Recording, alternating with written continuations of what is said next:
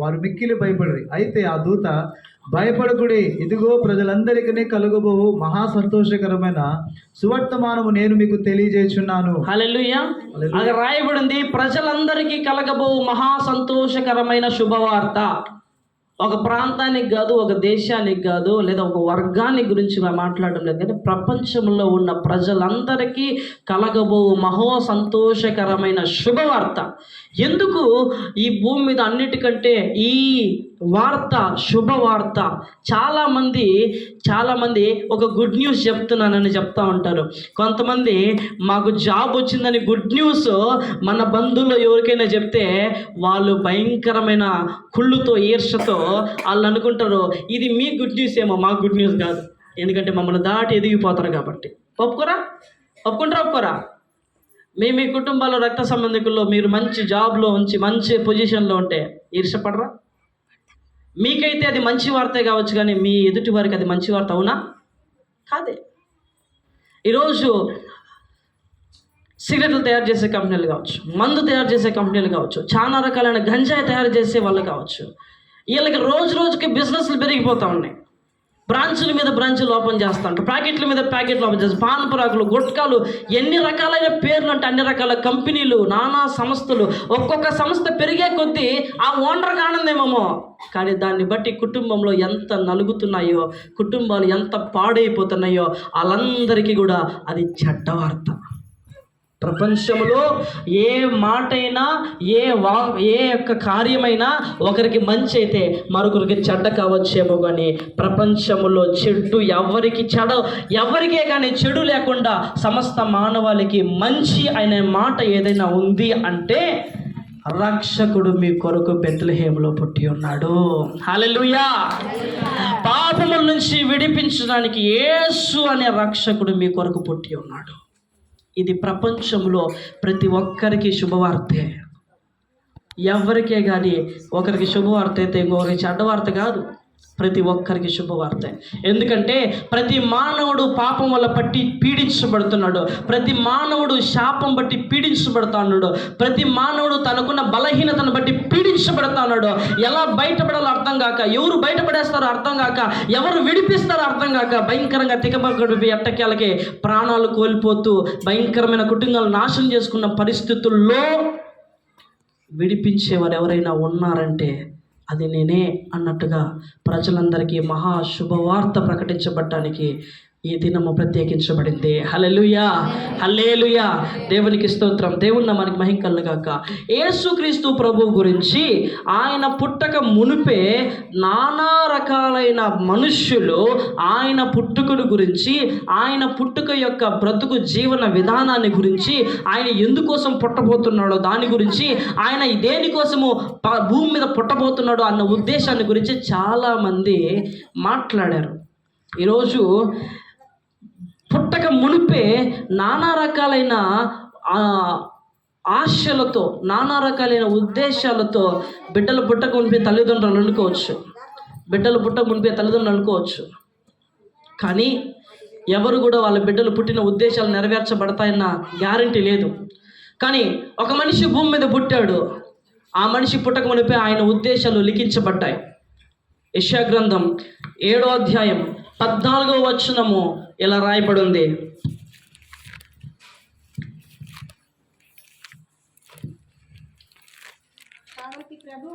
కాబట్టి ప్రభు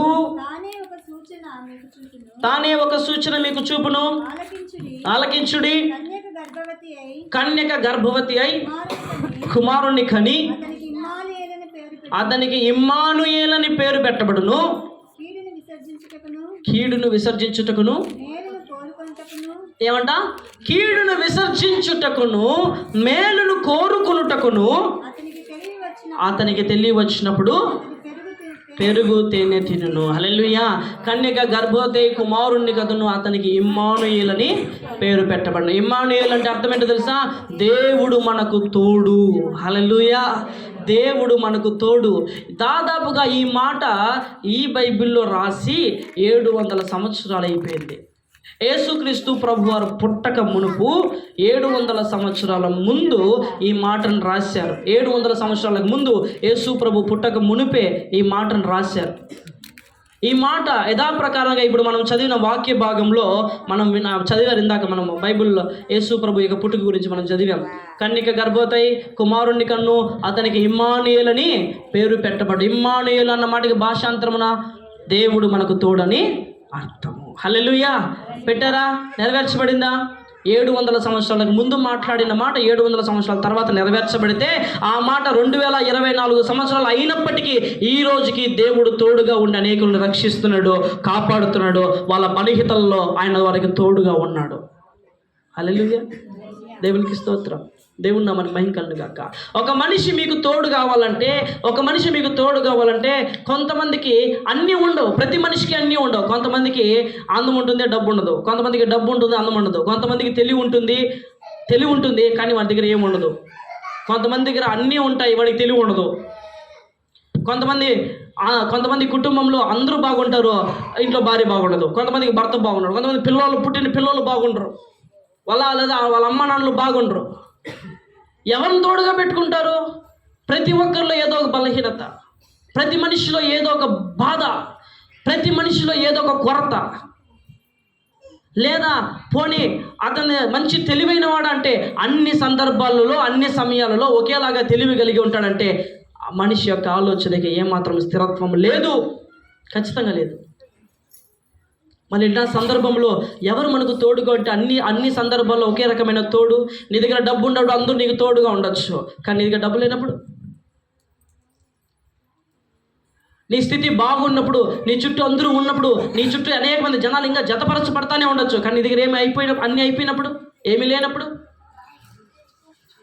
కానీ మన స్థితితో సంబంధం లేకుండా, దేశంతో సంబంధం లేకుండా, ప్రాంతంతో సంబంధం లేకుండా, కులమతంతో సంబంధం లేకుండా ఎప్పటికీ మనకు తోడుగా ఉండటకు ఆయన పరలోకాన్ని విడిచిపెట్టి భూమి మీదకి తీర్చాడు. హల్లెలూయా, హల్లెలూయా. నీ ఆరోగ్య స్థితి బాగుండేటప్పుడు నీ చుట్టూ అనేక మంది తిరుగుతూ ఉండొచ్చు. నీ ఆరోగ్య స్థితి బాగుండేటప్పుడు, ఈరోజు వాక్యం వింటుంది ఎవరైనా సరే, నీ దగ్గర డబ్బు ఉండేటప్పుడు, నువ్వు బాగా తాగుతున్నప్పుడు నీ దగ్గర పాటు అనేకలు కూర్చోవచ్చు. బైబిల్లో కూడా ఉంది, అదే కథ ఉంది. తప్పిపోయిన 2వ కుమారుడు తన తండ్రి దగ్గర ఉన్న ఆస్తిలో భాగాన్ని పంచిపెట్టుకుని మంచి లగ్జరీగా బయలుదేరాడంట. ఇంట్లో నుంచి బయటికి మంచి డబ్బుతో, మంచి పలుకుబడితో నాకేంట్రా అన్నట్లుగా బయలుదేరాడంట. చుట్టూ సహవాసంలో స్నేహితులు బాగా చేరిన స్నేహితులు తన దగ్గర ఉన్న స్వాస్యము ఊడిసేంత వరకు మట్టగా భద్రంగా ఉన్నారు, తోడుగా ఉన్నారు, స్నేహితులుగా ఉన్నారు. ఎప్పుడైతే వాడి దగ్గర డబ్బు అయిపోయిందో, వాడి దగ్గర వీళ్ళకి పెట్టి తాగిపిచ్చి పోపిచ్చే ఆ స్థితి పోగొట్టుకున్నాడు, వాడి దగ్గర మొత్తం ఖాళీ అయిపోయిందో అంతా అందరూ వదిలిపెట్టేశారు.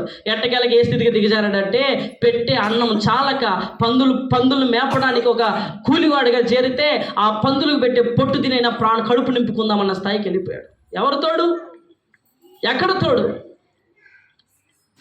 ఈరోజు ఏ స్థితిలో అయినా తోడుగా ఉండడానికి ఆయన భూమి మీద పుట్టాడు. నీ స్థితి బాగున్నప్పుడు కాదు, నీ స్థితి పడిపోయినప్పుడు కూడా ఆయన నీకు తోడుగా ఉండడానికి పుట్టాడు. అందుకోసం అన్నాడు, నేను ఎందుకోసం వచ్చానో తెలుసా? ఆరోగ్యంగా ఉన్న వారికి వైద్యుడు అవసరం లేదు, డాక్టర్ అవసరం లేదు. అనారోగ్యంతో ఉన్న రోగంతో ఉన్న వారికి మాత్రమే డాక్టర్ అవసరం, మెడిసిన్ అవసరం. కాబట్టి నశించుతున్న వారందరినీ కూడా వెతికి రక్షించి వారిని లేపడానికి, వారికి తోడుగా ఉండడానికి నేను భూమి మీదకి వచ్చాను. నీ స్థితి బాగున్నప్పుడు నీకు తోడుగా ఉండడానికి చాలామంది ఉంటారు. నీ స్థితి బాగలేనప్పుడు సైతం నీకు తోడుగా ఉండడానికి యేసుక్రీస్తు ప్రభు భూమి మీద పుట్టాడు. హల్లెలూయా, హల్లెలూయా. దేవునికి స్తోత్రం. దేవుని నామానికి మహిమ కలుగును గాక. చూడండి, అలాగే 9వ అధ్యాయం 2వ వచనం, యెషయా గ్రంథం 9వ అధ్యాయం 2వ వచనము. ఆయన గురించి, ఆయన పుట్టక మునిపే 700 సంవత్సరాల ముందు రాయబడిన ఒక్కొక్క మాటను చూడండి. ఈరోజు కన్యక గర్భవతి, కుమారుడు కనుక ఆయనకి దేవుడు తోడన్న పేరు భాషాంతమున ఇమ్మానుయేల్ అని ఆయనకి పేరు పెడతారన్నాడు. పెట్టారు. దేవుడు తోడుగా ఉన్నాడు.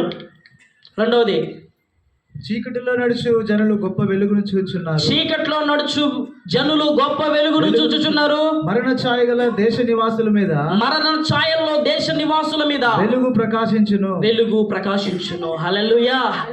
మీకు సువార్తలకు వస్తే చీకట్లో బ్రతుకుతున్న వారికి, యోర్దాన్ నది తీరాల్లో చీకట్లను మరణ ఛాయల్లో బ్రతుకుతున్న వారికి ఒక గొప్ప వెలుగు ఉదయించెను అన్నమాట మీరు అక్కడ చదువుతారు. హల్లెలూయా.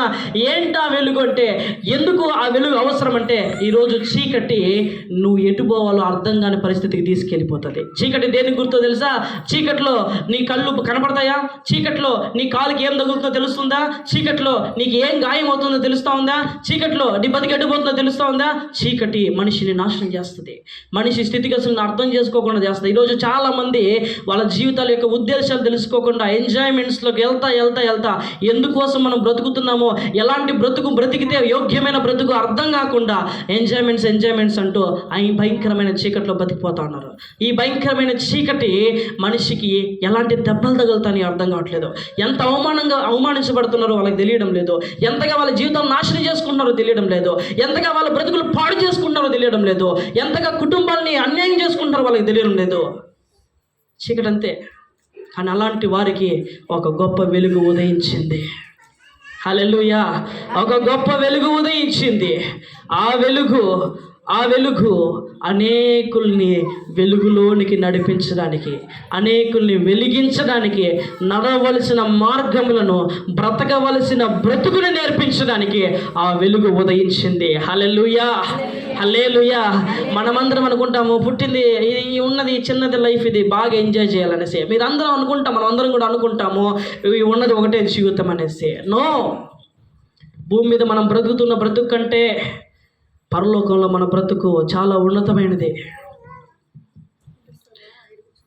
స్వర్గం అనుకుంటున్నా మీ స్వర్గము, పరలోకం అనుకుంటున్నా పరలోకపు జీవితము చాలా ఉన్నతమైంది. మనిషి మహా అంటే ఇప్పుడు బతికితే 70 సంవత్సరాలు, బాగా బలంగా ఉంటే 80 సంవత్సరాలు అంతే. కానీ నీ ఆత్మ నీ శరీరాన్ని వదిలిపెట్టాక దాదాపుగా కొన్ని వేల తరాలు బ్రతకాల్సింది నీ ఆత్మ. కొన్ని వేల తరాలు బ్రతకాల్సింది నీ ఆత్మ. అన్ని వేల తరాలు బ్రతకడానికి మనం యోగ్యులుగా మారాలంటే పాపము లేని వారిగా మాత్రమే అది సాధ్యమవుతుంది. మరి పాపం లేని వారిగా మాత్రమే సాధ్యమైతే భూమి మీద తప్పు చేయని వాడు ఎవడు? భూమి మీద పాపం లేని మనిషి ఎవరు? అలాంటి పరిస్థితుల్లో, అలాంటి స్థితిలో భూమి మీద మనుషులందరూ బ్రతుకుతున్న తరుణాల్లో మనిషి పాపం వల్ల మరణాన్ని పొందుకుంటున్నాడు. పాపం వల్ల జీవం లేదు. పాపం వల్ల స్వర్గం అనుకుంటున్న పరలోకం లేదు. కాబట్టి ఎవరు తోడుగా ఉంటారు ఆ పరిస్థితుల్లో? ఎవరు తోడుగా ఉంటారు ఆ పరిస్థితుల్లో? ఎవరు తోడుగా ఉంటారు ఆ స్థితిలో? అందుకోసమే ప్రతి పరిస్థితుల్లో మనకు తోడుగా ఉండడానికి ఆయన సజీవుడిగా భూమి మీద మనం పుట్టాడు. హల్లెలూయా. హల్లెలూయా.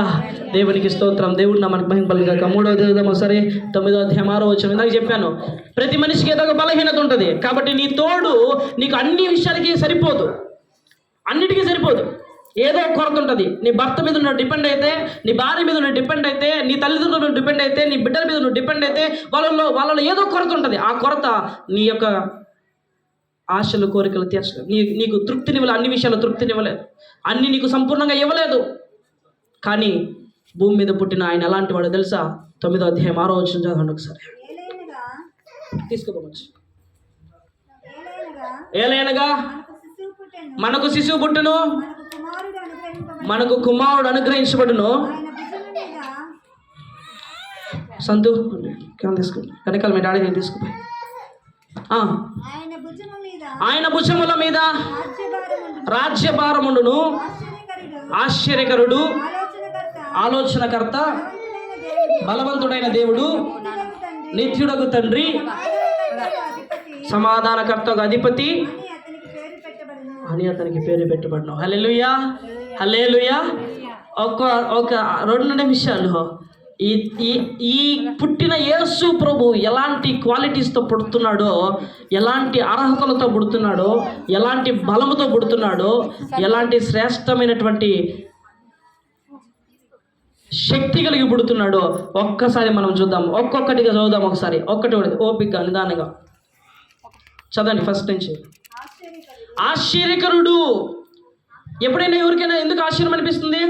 అరే ఆశ్చర్యం ఉంది, నువ్వు పాస్ అయిపోయావా? అసలు నీకు పెట్టిన అన్ని టెస్టుల్లో కూడా ఒక టెస్ట్లో కూడా నువ్వు పాస్ అవ్వలేదు, పబ్లిక్ రాసి అలా పాస్ అయిపోయావు నువ్వు. ఆశ్చర్యం. అసాధ్యమైన కార్యములు ఎప్పుడైనా జరిగితే అవి ఆశ్చర్యాలు. ఆశ్చర్యంగా ఉంది, పగలంతా ఎండ కాసింది, సాయంత్రం ఏంది ఇంత వర్షం పడుతూ ఉంది. ఆశ్చర్యం. ఏదైనా జరగదు అనుకున్న పని జరిగిందంటే అది మనిషికి ఆశ్చర్యాన్ని కలగజేస్తుంది. హల్లెలూయా. నీ జీవితాల్లో నా జీవితాల్లో ఇది జరగదు అని డిసైడ్ అయిపోయావా దేనికైనా? నీకోసమే, నీకు తోడుగా జరగదు అన్న పని జరిగి నిన్ను ఆశ్చర్య కార్యాలు నీ జీవితంలో చేయడానికి ఆయన తోడుగా ఉండడానికి పుట్టాడు. హల్లెలూయా.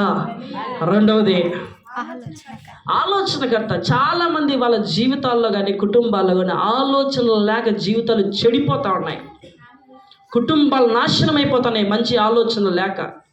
భార్యాభర్తల మధ్యలో బంధం కావచ్చు, బిడ్డలు తల్లిదండ్రుల మధ్యలో బంధాలు కావచ్చు, చేస్తున్న ఉద్యోగాల్లో కావచ్చు, బ్రతుకుతున్న బ్రతుకులో కావచ్చు, మంచి ఆలోచన లేక జీవితాలు నాశనం అయిపోతున్నాయి. అందుకోసమే ఆలోచనలో కూడా చెడిపోతున్న మనిషికి తోడుగా ఉండి మంచి ఆలోచనలతో నడిపించడానికి ఆలోచన పుట్టించువాడుగా, కర్త అంటే పుట్టించువాడు, కర్త అంటే కలగజేసేవాడు, ఆలోచన కర్తగా మీకు తోడుండడానికి ఆయన పుట్టాడంట. హల్లెలూయా. తర్వాత అలాగే చూడండి, బలవంతుడైన దేవుడు. ఇది అన్నిటికంటే ప్రాముఖ్యమైనది. నీ బలం సరిపోదు ఎప్పుడు కూడా. చాలాసార్లు నీ బలం సరిపోదు. నీ వయసు పెరిగే కొద్దీ నీ బలం తగ్గిపోద్ది, లేదా నీకేమన్నా యాక్సిడెంట్ అయినప్పుడు నీ బలం తగ్గిపోద్ది, నీకు దెబ్బలు తగిలినప్పుడు గాయాలైనప్పుడు నీ బలం తగ్గిపోద్ది, నీకు అనారోగ్యం వచ్చినప్పుడు నీ బలం తగ్గిపోద్ది. నువ్వు సంపూర్ణ ఆరోగ్యంగా ఉన్నప్పుడు నువ్వు వాటర్ క్యాన్ మట్టంగా భుజం మీద పెట్టుకొని ఎత్తుకొని వస్తావనుకో, వారం అంతా టైఫాయిడ్ ఫీవర్తో, ఒళ్ళంతా నొప్పులతో, కీళ్ళ నొప్పులతో వారం రోజులు మంచం పట్టేసిన నీకు అదే వాటర్ క్యాన్ వేసి ఎత్తుకొని రాగలవా? కుదరదు. అందుకోసమే మనిషి అన్ని సందర్భాల్లో బలవంతుడుగా ఉండలేడు. మనిషి అన్ని సందర్భాల్లో ఒకే రకమైన బలం కలిగి ఉండలేడు. అందుకోసమే బలవంతుడైన దేవుడు తోడుగా ఉంటే మన బలహీనతలో ఆయన బలవంతుడుగా మన పక్షాన ఉంటాడు. హల్లెలూయా. అలా ఉండడానికి, మన బలహీనతల్లో బలవంతుడుగా ఆయన మనతో ఉండడానికి పుట్టాడండి. తర్వాత ఇది చాలా ఇంపార్టెంట్, నిత్యుడగు తండ్రి. ఎంతమంది సండే స్కూల్ పిల్లలు కాకుండా చైర్లో కూర్చోండే పెద్దోళ్ళలో ఎంతమంది మీ ముత్తవల్ని ముత్తాతలను చూసినారు మీరు? మీ ముత్తవల్ని చూసినారా? Very good. మొత్తం ఉండే ఒక 20-30 మందిలో 3 పైకి ఎత్తినారు. ఇప్పుడు ఈ 3కి ప్రశ్న, వాళ్ళ అవ్వను చూసినారా?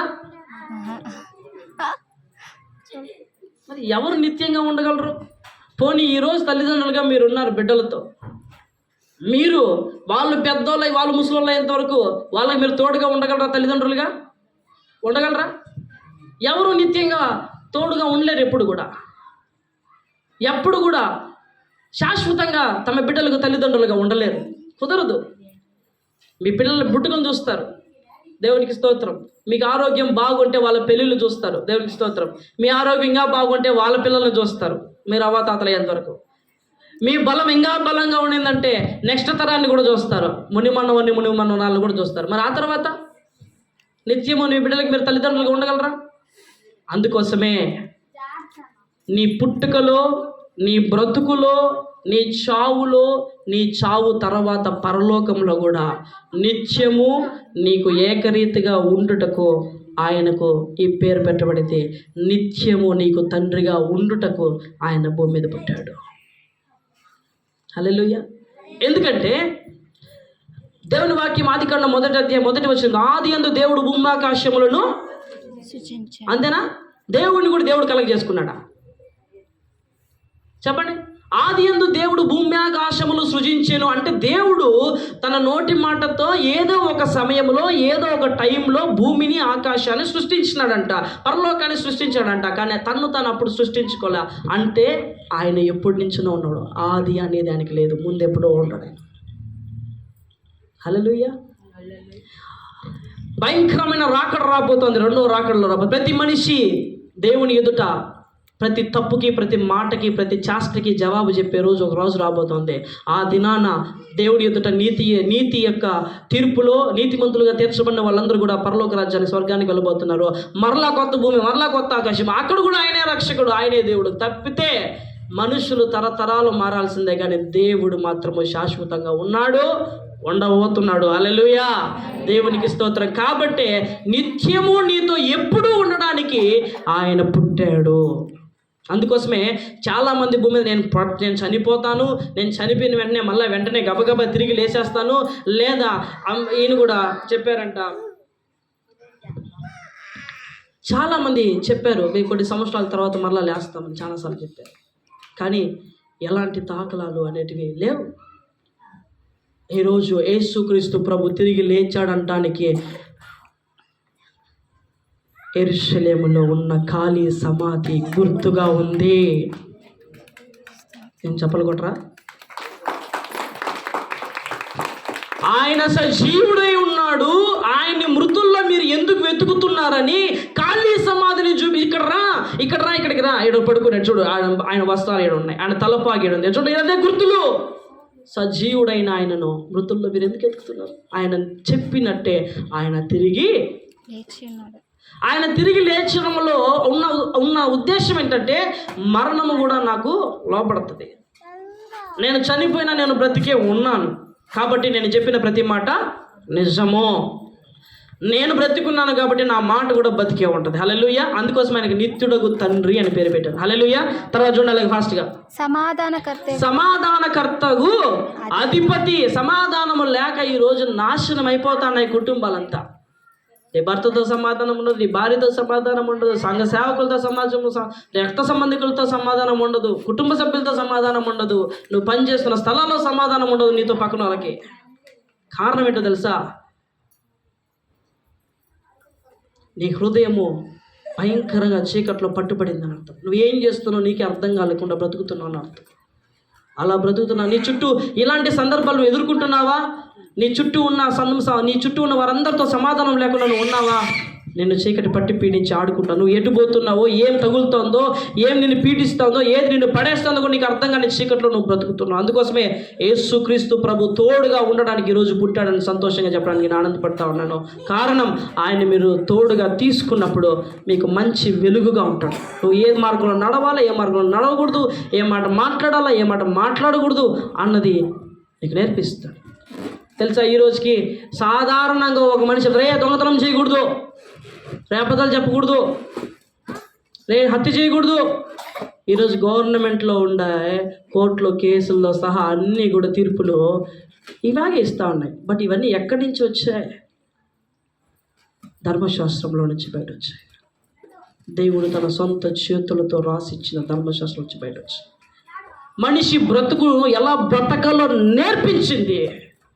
అందుకోసమే సమాధానంను పుట్టించడానికి ఆయన అర్హుడుగా ఉన్నాడు. కాబట్టి సమాధానకర్తగా ఆయన పుట్టాడు. హల్లెలూయా, హల్లెలూయా, దేవునికి స్తోత్రము. ఆయన మనకు తోడుగా ఉండడానికి పుట్టాడని చెప్పాం కదా. రోగంలో ఉన్న వారికి తోడుగా, బలహీనతలో ఉన్న వారికి తోడుగా, సమాధానము లేని వారికి తోడుగా, చీకట్లో బ్రతుకుతున్న వారికి తోడుగా, బలము లేని వారికి తోడుగా, ఆలోచన లేని వారికి తోడుగా ఆయన ఉండడానికి భూమి మీద పుట్టాడు.